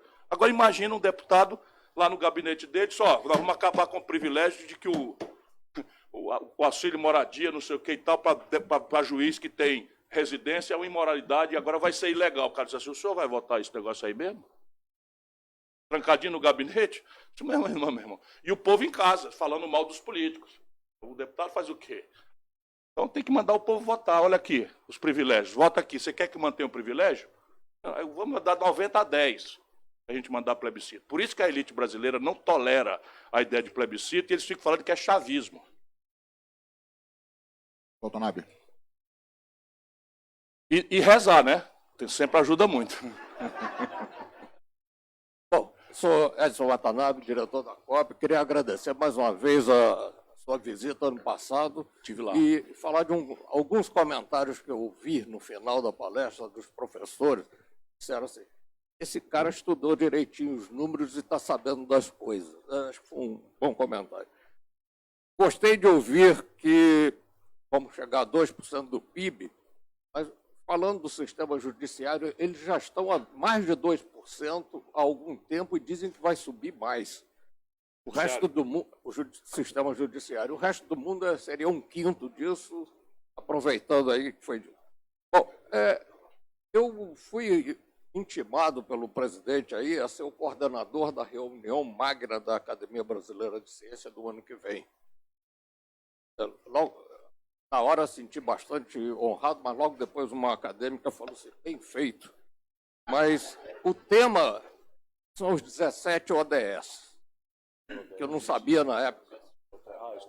São os Objetivos do Desenvolvimento Sustentável, e tem o quarto. O primeiro é a erradicação da pobreza, etc. O quarto é o da educação, que parece que funcionou bem no Ceará. Eu acho que aquilo que você falou sobre 21% jovens chegando à universidade, mas que terminam o ensino médio, é pouca coisa acima disso. Então, tem que dar uma mexida muito grande. Eu acho que começa pela valorização do professor. Ninguém quer ser professor. Eu digo, repito sempre que eu sou brasileiro, apesar de muita gente não acreditar, né? E fiz o doutorado no Japão e lá eu descobri que político é chamado de professor. E um dia eu perguntei, mas todo político dá aula? Não, é porque é o tratamento mais respeitado. Nós precisamos fazer algo similar. Isso foi feito no Ceará, também tem a ver com isso. Hoje, pouca gente quer ser professor, principalmente no ensino médio, não é reconhecido pela própria população. Eu acho que precisa de algo grande. Outro ponto que eu acho que precisa reverter esse problema da inovação é que o jovem ele não está confiando e não quer arriscar. Eu fiz uma palestra na USP um ano e pouco atrás, 50 alunos, perguntei quantos queriam ir para o mercado, 46 querem fazer funcionário público. Como é que a gente vai resolver isso? Eu acho que tem que melhorar a confiança. Talvez o seu discurso todo esteja no caminho de aumentar a confiança e aí ter mais jovens querendo arriscar, e aí sim, aí uma Apple ou alguma coisa desse tipo. Obrigado. Oi, eu vou só fazer uma última pergunta. Meu nome é José Otávio, eu sou responsável pelas relações exteriores do Centro de Ciências e Matemáticas e Naturais da UFRJ, e lá a gente tem muitos jovens que querem arriscar, e muito. Primeiro, eu quero dar um abraço do pessoal de Heri, Eitaba e Amanaiara, no Ceará, que são os donos lá das coisas. E a pergunta é a seguinte, inteligência artificial, como você vai colocar? Porque esses jovens estão fazendo empresas maiores e querem lançar ano que vem, no Ceará, no dia do eclipse, o projeto Minerva Marte, juntando todo mundo para levar o homem a Marte, saindo aqui de um projeto do Brasil. Olha, não há educação sem professor. E o professor significa basicamente um retreinamento profundo e o devido prêmio pelo entusiasmo de trabalhar. Isso é uma obviedade, é um truísmo. Nós lá no Ceará, nós começamos tentando resolver isso, que é a parte óbvia. Prédio qualificado, professor melhor remunerado. Eu, quando governador, tinha um objetivo anunciado de superar no Estado o salário da iniciativa privada, que no Ceará bate um bolão também na educação. 40% das vagas do ITA, esse ano, foram conquistadas por cearenses.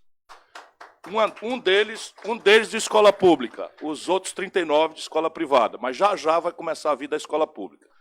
Mas o resultado pedagógico, cumprida esta etapa, não foi tão brilhante. Foi aí que nós, pela tentativa-erro, descobrimos que tínhamos que fazer outras coisas. E foi tentativa-erro porque não havia manualização. E a ideia básica que nós percebemos tem duas naturezas. Primeiro, o paradigma pedagógico. A educação que se oferece ao jovem brasileiro, isso, quanto mais velhinho ele vai ficando, passou dos 12, 14 anos, vira uma tortura ir para a escola. Ele tem que tomar banho, pentear o cabelo, calçar um sapato, tudo isso é muito ruim. Né? Pegar o ônibus, nessa idade é um horror. E chega lá o professor se esforçando na lousa com um giz, dizendo Pedro Álvares Cabral descobriu o Brasil dia 22 de abril de 1500, por acaso. Para o menino abrir o Google em casa, se ele tiver um desses óculos, ele pode viajar com Pedro Alves Cabral na nau, ele pode terra à vista, ele pode ver a primeira missa, assistir na internet. Então, isto essa escola do Decoreba é um lixo. Nós precisamos jogar na lata do lixo. Isso exige todo um retreinamento, requalificação, remotivação, e a ideia de fazer isso contra remuneração, prêmios, e uma emulação. E o mais lindo lá no Ceará é a emulação que se criou. É uma emulação, não é salários espetaculares, enfim, nós pagamos o piso e um pouquinho mais em alguns lugares, e nós reforçamos o dinheiro dos municípios com a mudança na lei do ICMS, que eu pretendo fazer com uma condicionante da renovação do Fundeb, que agora vai caducar. Então, lá é o seguinte, o município recebe, se ele atingir os scores de avaliação, ele recebe um adicional do ICMS. Então, os municípios passaram a rivalizar, nós damos as boas práticas, fazemos o treinamento, a supervisão, a melhor escola adota a pior escola, um processo de Jumles, né, uma assume a adoção mesmo das boas práticas, enfim, tem todo um conjunto de coisas. Isso é um lado da questão. O outro lado é subfinanciamento. Porque essa escola nova, ela tem que ser em tempo integral. E ela tem que ser profissionalizante. Não necessariamente todas, mas ela tem que ser em tempo integral todas. E hoje você tem muito poucas. No Ceará nós já temos uma de cada 3. Começamos a fazer pelos ambientes da periferia mais pobre. Toda essa garotada, a evasão escolar, o nível de a evasão escolar nessas escolas é 0, o nível de aprovação é 96% e todos os alunos são supervisionados individualmente. Uma avaliação aqui por indivíduo, não é negócio de amostragem, nem progressão automática, acabou isso lá. Não tem mais isso, é tudo avaliado individualmente com reforço escolar, para também a outra grande causa de evasão é a disfuncionalidade de idade séria, que a garotada começa a ficar desestimulada de ficar convivendo com a turminha mais nova, que ele já ficou mais velho, é um terror.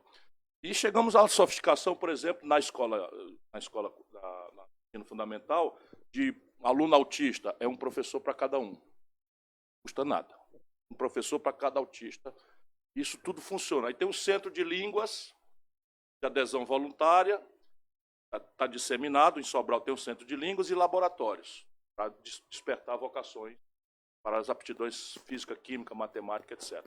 E o subfinanciamento tem que ser resolvido primeiro com a revogação da emenda 95, que é uma aberração que se introduziu na vida brasileira, que já está comprometendo o próprio custeio dos institutos federais de educação, por exemplo. O próprio custeio já está colapsando. Heriutaba e Amanaiara. Estão pertinho da minha cidade, Sobral. Satisfação lhe ouvir mais uma vez.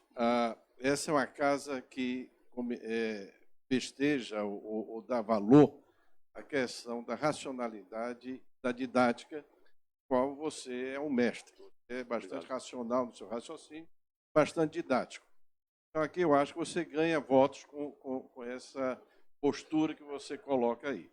No entanto, eu estava lendo ontem o terceiro livro do Harari, e numa das passagens que ele coloca lá, ele diz o seguinte: numa eleição, o voto não é feito por pessoa usando racionalidade, mas emoção e paixão.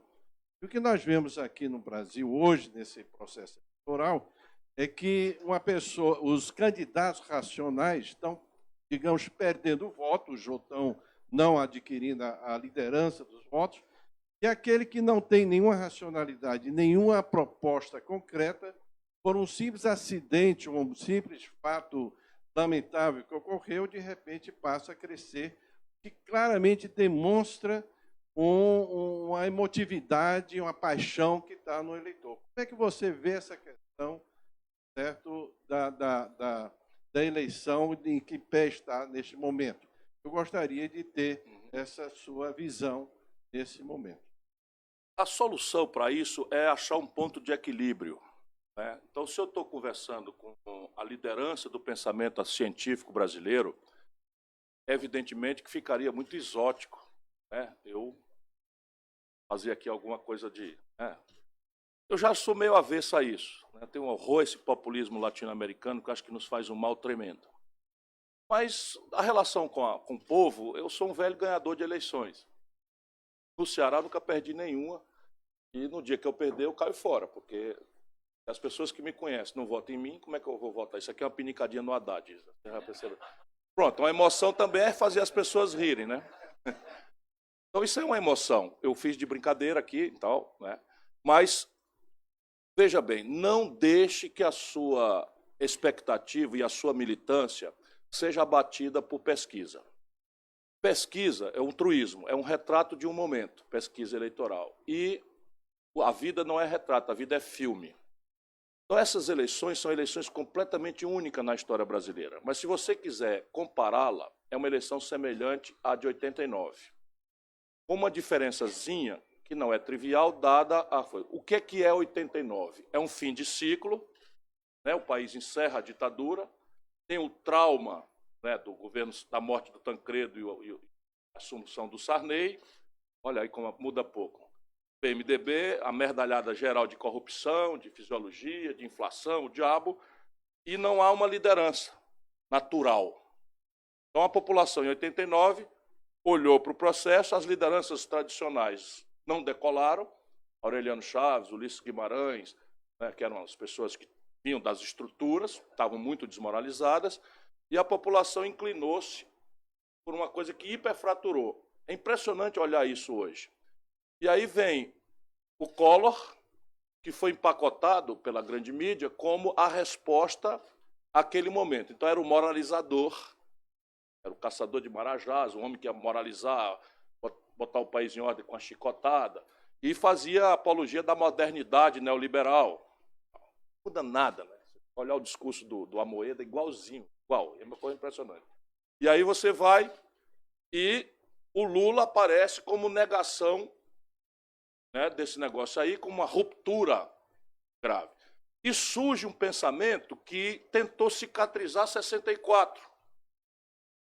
Surge um pensamento que é o trabalhismo e um certo socialismo democrático, que sempre tiveram uma entrada na classe média, e o socialismo democrático, e o trabalhismo entrada no povão. Mas o Brasil mudou radicalmente de 64 para essa data. E aí você vai, o processo eleitoral, vai o Collor lá embora, Bolsonaro. E vem aqui o Lula, o Brizola e o Covas, ali mais ou menos no empate. E aí algumas coisas específicas aconteceram. Por exemplo, o Brizola, por conta de 32, não vai a São Paulo. Olhamos paulistas, não sei o quê, papapá. Resultado, o Brizola perde para o Lula por 400 mil votos no Brasil. Todas as simulações de segundo turno, o Brizola ganhava do Collor, o Covas ganhava do Collor e o Lula, por antipetismo naquela época muito violento, perdia para o Collor. E o Brasil optou 400 mil votos, um incidente, o Lula passou e deu vitória ao Collor. Tudo é muito diferente. Aquela era uma eleição isolada, esta é uma eleição em que estruturas vão ter um peso aí de 2%, 3% no mínimo. Então, por exemplo, por que a Marina começa a assumir? Primeiro, por a falta de identidade, de posicionamento, e segundo, uma absoluta indigência estrutural.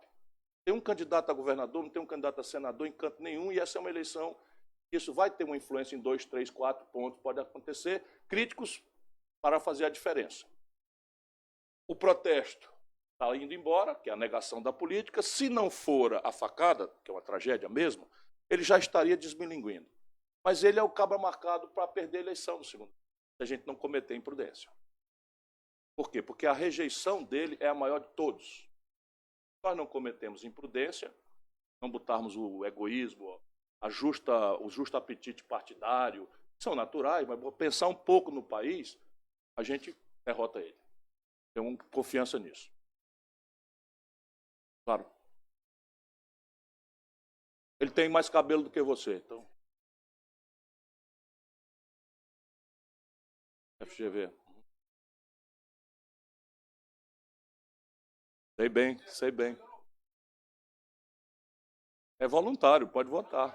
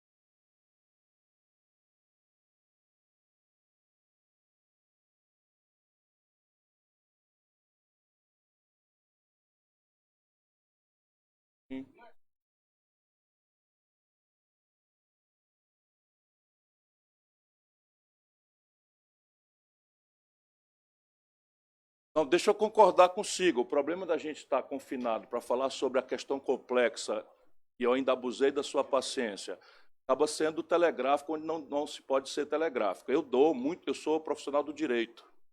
Então, não seria eu a negar a importância da ciência em si mesma, das humanidades. Mencionei aqui que é aí que se constrói a alteridade. E mediei, como eu disse lá na origem, mediei o conflito. A minha questão, entretanto, é pragmática sob o ponto de vista dos furos por onde se esvai a poupança nacional brasileira.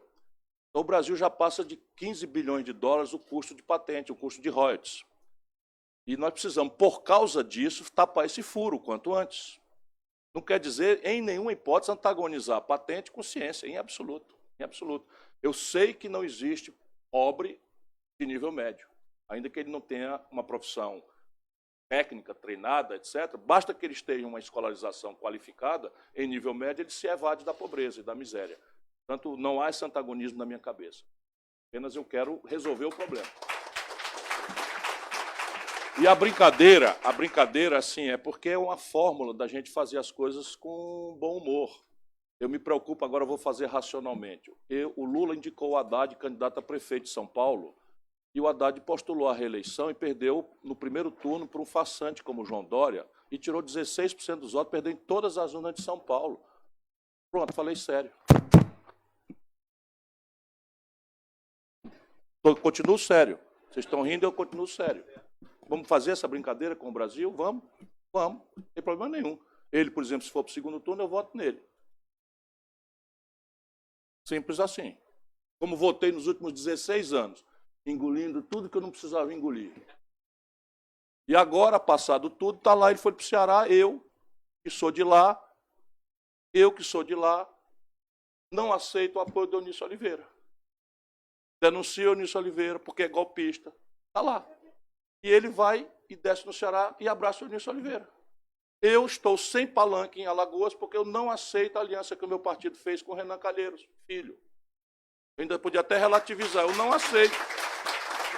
O Haddad vai lá e abraça o Renan Calheiros, pois eu, nessa eleição, provavelmente não irei a Alagoas, porque eu não vou me deixar fotografar com o Renan Calheiros. Porque essa intransigência faz parte da minha linha de conduta no Brasil. Simples assim. Agora eu falei sério pra cacete.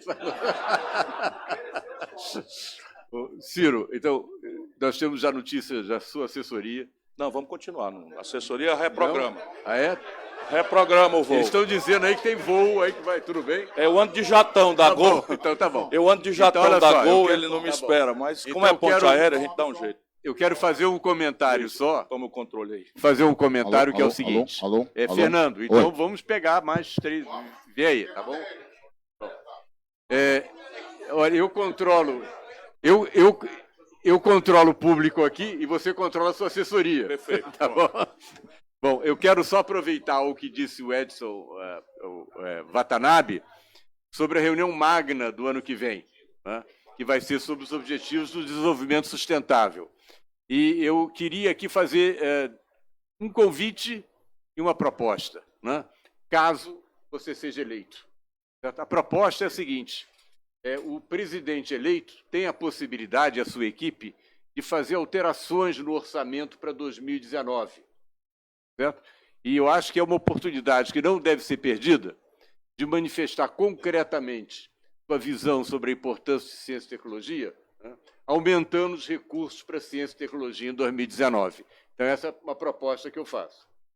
O convite é baseado na seguinte observação, caso você seja eleito. Nos Estados Unidos, quando novos membros da National Academy of Science tomam posse, o presidente dos Estados Unidos costuma ir lá. O Trump não vai, mas o Obama ia, tá certo? Ia prestigiar a cerimônia. O último presidente do Brasil que prestigiou uma posse de novos membros da academia foi o Itamar Franco. E quem eu fui ministro. Então, eu quero convidá-lo, caso você seja eleito, para vir à posse novos membros da Coremia, que ocorrerá no Museu do Amanhã, aqui no Rio de Janeiro, no dia 15 de maio de 2019. Anota na agenda, combinado. Essa é uma promessa fácil e prazerosa de fazer. Não, mas vocês vão ver. Eu estou sentindo que eu vou ganhar a eleição. Vocês vão ver o nível de intimidade que nós vamos celebrar. O Brasil precisa de vocês muito mais do que vocês supõem. Mas muito mais do que vocês supõem. Eu vou usá-los, mas pesadamente. Candidato, eu sou antropólogo e sou do Museu Nacional. E eu digo isso só para não precisar me estender. Eu queria saber como é que o modelo que nós todos queremos de desenvolvimento nacional vai avançar, vai realmente realizar um desenvolvimento nesse país sem criar desertos para trás. Desertos que não são só museus incendiados, mas também são bairros inteiros abandonados nas nossas cidades, índios abandonados, Amazônia desertificada. Como conciliar esses dois pontos do nosso dilema? Talvez o Brasil seja o último país do mundo que possa dar ao planeta Terra um exemplo prático do que são esses conceitos meio metafísicos, meio que postos numa retórica identitária, quando deviam permear a própria compreensão de estarmos diante da vida na Terra, que é a ideia de desenvolvimento sustentável. De trás para diante, na Amazônia, que eu conheço bastante detalhadamente, um zoneamento econômico e ecológico é absolutamente praticável. Absolutamente praticável. Hoje, o Brasil tem 66% do nosso território já sob proteção. 66%. Nenhum país do mundo tem nada parecido. O que nos falta é que os americanos chamam de enforcement. A gente não tem propriamente uma palavra, a gente chama aqui lei que pega, né? Nós precisamos fazer que as leis peguem. E aí não pode ser só a ideia da repressão, porque veja como o nosso país é estranho, para ficar numa palavra, ou diria melhor, as nossas lideranças são estranhas, não é? O Brasil, na década de 70, 80 e ainda comecinho da década de 90, atraía migrantes do Nordeste, do Sul, para a Amazônia, e a condição sine qua de titular a terra imposta pelo INCRA era desmatar a metade. Veja o que eu estou dizendo. Era condição legal para o cidadão receber a titulação da terra, saindo do ambiente dele, do interior do Ceará, do interior da Paraíba, da metade sul do Rio Grande do Sul, que decaiu economicamente de forma violenta. Esses são os grandes fluxos migratórios. Foram para a Amazônia e a condição era, se você desmatar a metade, nós vamos lá, testamos e você pega o título de terra. E essa gente agora está criminalizada por aquilo que deram a ela como condição sine qua. E nós não treinamos essas pessoas, elas só sabem fazer uma coisa, que é a memória que eles trouxeram da metade sul e do Nordeste. É criação extensiva de gado. Criação extensiva de gado. E aí não tem introdução de novas atividades econômicas. Por exemplo, descobriu-se na Transamazônica, ali na altura de Altamira, que o cacau, que devastou-se no recôncavo baiano pela vassoura de bruxa, dá lá uma produtividade quase 2 vezes o cacau da Bahia. Descobriu-se. E aí começou-se a produzir cacau. Alguém descobriu uma essência, uma madeira da Malásia, uma certa indenização, porque a Malásia biopirateou a nossa seringa no meados do século XX e tomou o mercado do Brasil, porque era extrativista, e lá eles são intensivistas na produção de coisas, e agora essa essência está lá sendo produzida mais cara do que o mogno. Tudo por acaso. Se a gente faz o zoneamento econômico e ecológico, a gente desestressa a floresta para trás, porque a lógica é desmata, bota o gado. A terra morre, desmata, bota o gado. A terra morre e fica esse deserto que você está falando. Então, isso é uma evidência. Na questão urbana, parece que há uma centralidade hoje que você precisa fazer um repovoamento dos centros das cidades com moradia. Porque os centros, por regra, são hiperinfraestruturados, fibra ótica, gás, energia, enfim, saneamento, etc. E as pessoas, pela especulação, e eles chamam, tem um nome, gentrificação, hein? Eu estou aprendendo esses nomes. Gentrificação. Então, quando a infraestrutura chega, o povão pobre é empurrado para fora. Só o Estado pode fazer uma mudança. E aí você tem algumas experiências que já estão começando a acontecer. Na outra parte metafórica da sua expressão, e eu, na hora que você me disse de onde vem, já me deu a mesma amargura que eu tive quando eu assisti ali. Sabe, eu tive 2 vezes, pela primeira vez nos 60 anos de idade, vergonha de ser brasileiro. Uma foi quando eu vi compatriotas nossos queimando roupa de crianças e mulheres migrantes, refugiados da Venezuela, queimando roupa e cantando o hino nacional. E a outra foi quando eu não acreditei que estava vendo o Museu Nacional se queimando. Eu tive vergonha 2 vezes de ser brasileiro nesses últimos dias. Né? Sinal de que esse é o pior momento da vida brasileira. Isso daí tem a ver com a recelebração do país. Com trocar a pedra que entrou no coração aí, no lugar do coração das nossas elites, e forçar uma mão. Isso só acontece energizando a política, esquentando a política. Só fazendo assim.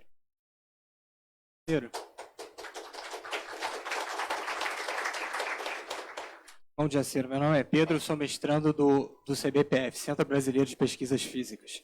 Vou ser bem objetivo aqui, tá? Primeira pergunta. Como a comunidade científica pode ajudar a superar o problema do desemprego?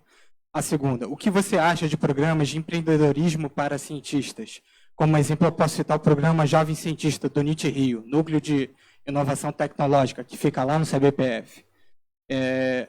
Para alunos de pós-graduação e o que tem o apoio do Sebrae-RJ, e que ensina postulantes a cientistas a empreender e desenvolver startups. E terceira, qual é o papel de órgãos como a FAPERJ, aproveitando que o Raul está aqui, qual é o papel de órgãos como a FAPERJ terá no seu governo? Veja, eu vou dar grande centralidade à questão técnico-científica por tudo quanto eu tentei demonstrar hoje aqui, ainda que abusando da sua paciência.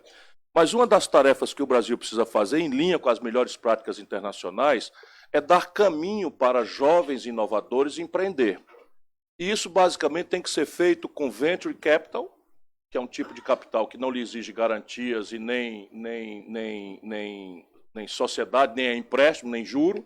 É uma associação a um capital de alto risco que se remunera pelo êxito do empreendimento. Isso supõe um desenho de estruturas que o Brasil não tem. Tem uma experiênciazinha em Santa Catarina, uma experiênciazinha no Rio de Janeiro, uma experiênciazinha no Ceará, mas não tem uma experiência nacional com a centralidade devida. Não é? Venture Capital é uma coisa muito arriscada, portanto, exige uma institucionalidade, um colegiado, em que vocês terão um papel essencial para julgar, né, a potencialidade daquilo, para não haver desperdício, nem corrupção, nem clientelismo, que infelizmente são pragas das nossas práticas tradicionais na política. A outra coisa é incubar, porque normalmente o jovem cientista ele não tem capacitação gerencial instantânea. Né? Então, acesso a mercado, compreensão da gestão, contabilidade, administração, práticas, etc., uma série de questões, isso tudo se produz na experiência internacional com incubadoras de empresa. Isso é uma coisa que também funciona bastante bem. Isso é o papel que nós temos muito pesadamente de germinar no Brasil.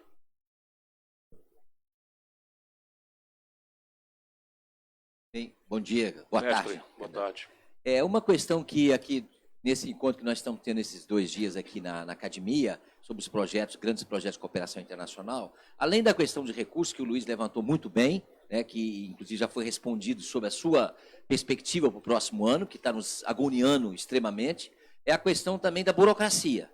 Né? Então, que critérios o senhor usaria para estressar essa máquina extremamente burocrática que atrapalha profundamente a ciência brasileira? Então, nós fizemos um esforço muito grande, a Academia, a SPPC, a Helena, né, todas as entidades, para criar o marco legal, que está na Constituição brasileira, aprovado por todos os deputados e senadores, por unanimidade, e, no entanto, isso não tem realidade na prática. A gente continua com a burocracia tremenda, atrapalhando profundamente a ciência brasileira. Professor, agradeço, a SBPC terá também um papel de grande centralidade, porque eu acompanho desde longa data. Eu tenho acompanhado com a professora Helena essa questão. Onde eu me encontro com cientistas, surgem essas questões. Uma vez encontramos o reitor da Universidade do Hospital Einstein, e ele absolutamente indignado, porque ele não consegue importar reagentes, ele não consegue importar microscópios, ele não consegue... E eu já me contaminei com isso, estudei o marco depois dessas reflexões todas, estive ali com jovens cientistas, E assim, a minha ideia, eu estou brincando, então é uma brincadeira aqui, porque eu ando de bom humor, né? Mas a minha ideia é criar virtualmente o Ministério do Absurdo, né? Ele vai durar 6 meses, e a ideia é basicamente virtual, não precisa contratar ninguém, vai ter na internet, né, um lugar onde os brasileiros podem denunciar absurdos. E eu vou resolver pessoalmente, em cima da perna, como eu já fiz quando governador, aquilo que for essencial, alguém vai me explicar. Vai ser sumário. Essa norma aqui que diz que tem que ter 4 cores uma embalagem de remédio. Existe essa norma da Anvisa. Quem botou esse tatu nesse toco aqui? Me explica qual é a razão de ordem pública e tal. Então está revogada. Então eu vou... Sabe o Hélio Beltrão? É um pouco, falando sério, eu quero fazer um pouco, e assim, todo este entulho será revogado. E vai se inverter a relação. Se há alguém que merece confiança, salvo excepcional decepção, punível exemplarmente, é a comunidade científica. Se o país é assim, não, o cientista está usando dinheiro para roubar, não é provável. Não é provável mesmo. Estatisticamente, pode se confinar. Então, inverte a lógica. No Brasil, é um legado lusitano que você não resolve a contradição da vida e inventa uma lei. Não tem a lei do teto é isso. Não existe isso em nenhum lugar do mundo. O mundo inteiro tem um tormento. O mundo moderno não existe mais. Não existe. Né? Mas é o legado. Né, e por trás disso, toda a igrejinha de poder. É preciso desmontar e assim, vocês podem fazer, eu já disse à professora Helena, pode fazer a lista. Pode fazer a lista que vai ser revogado sumariamente. E haverá uma ouvidoria do meu lado, né, que esse ministério será extinto em 6 meses, mas a ouvidoria de, apareceu um absurdo aqui que não tínhamos visto ainda, traz o absurdo que eu vou resolver. Nós estamos fazendo no Ceará, então pegamos o seguinte, como é que faz o licenciamento de uma empresa? Tudo tem razão de ser. Lusitanamente falando, com todo respeito aos nossos irmãos, tudo tem razão. Então é o seguinte, você pode abrir um comércio sem o alvará do bombeiro? Não pode, aconteceu aí o museu. Então você pode abrir uma empresa sem a vigilância sanitária, ver as condições de salubridade? Não pode. Mas você pode fazer diferente. Por exemplo, como é que a gente está fazendo agora lá? A ideia é que a gente tem um manual, bota as normas do bombeiro, bota as normas da vigilância sanitária, bota as normas da fazenda municipal, da fazenda estadual, da fazenda federal, bota tudo no manual, e o camarada assina dizendo que leu e está de acordo. E aí solta o alvará. E ele entra em funcionamento. E a fiscalização vem depois. Claro que é assim. Porque aí se inverte a presunção. Eu presumo que você é decente e vou dar tratamento severo à exceção. Que é o que nós vamos fazer. Vamos. Bora.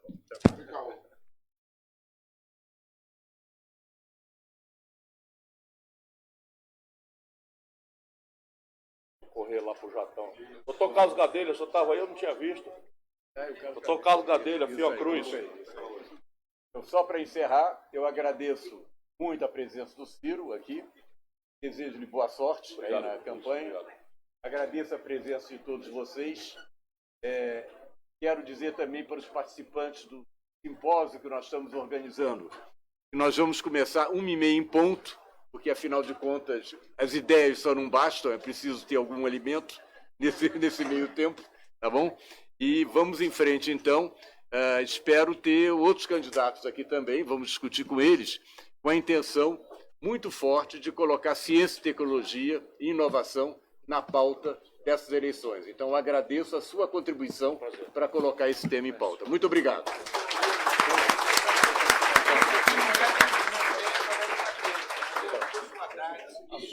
A sua cabeça está lá no Ceará, influenciando tudo. Só você levantar, vai ter a foto. Vem, PH, vem.